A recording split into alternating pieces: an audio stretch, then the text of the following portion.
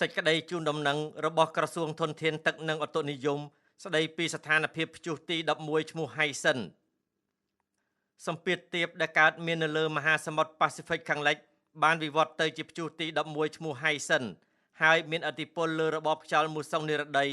ដែលបក់លើឈូងសមុទ្របេងហ្គាល់សមុទ្រអែនដាម៉ាន់សមុទ្រចិនខាងត្បូងអាងទន្លេមេគង្គសមុទ្រកម្ពុជានិងលើព្រះរាជាណាចក្រកម្ពុជាព្រះរាជាណាចក្រកម្ពុជាពុំស្ថិតនៅក្នុងគន្លងផ្លូវដើររបស់ព្យុះ Haiyan នេះទេចំណែកព្យុះទី9ឈ្មោះ Bavi នឹងរលាយបាត់នៅថ្ងៃទី15ខែកក្កដាឆ្នាំ2026ខាងមុខរីឯព្យុះទី11ឈ្មោះ Haiyan នេះនឹងបន្តមានឥទ្ធិពលរហូតដល់ថ្ងៃទី17ខែកក្កដាឆ្នាំ2026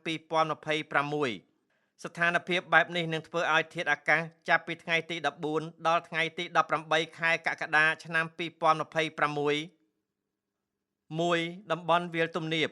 ខេត្តបន្ទាយមានជ័យបាត់ដំបងពោធិ៍សាត់កំពង់ឆ្នាំងសៀមរាបកំពង់ធំកំពង់ចាមត្បូងឃ្មុំ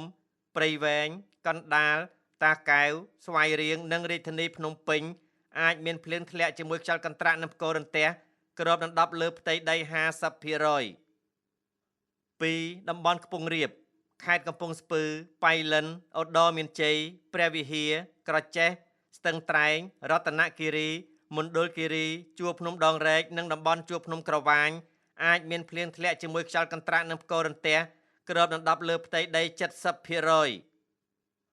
3. តំបន់មាត់សមុទ្រខេត្តកោះកុងព្រះសីហនុកំពតកែបនិងជួរភ្នំបូកគោ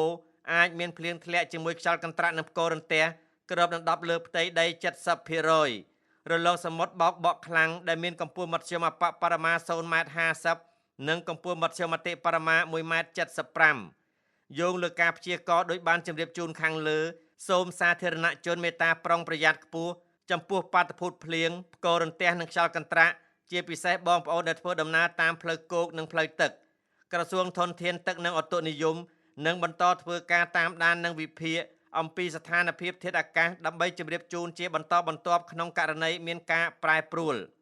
សូមសាធារណជនទទួលជ្រាបជាព័ត៌មានថ្ងៃច័ន្ទ14រោចខែបឋមសាទឆ្នាំមមីអត្តស័កពុទ្ធសករាជ2570រាជធានីភ្នំពេញ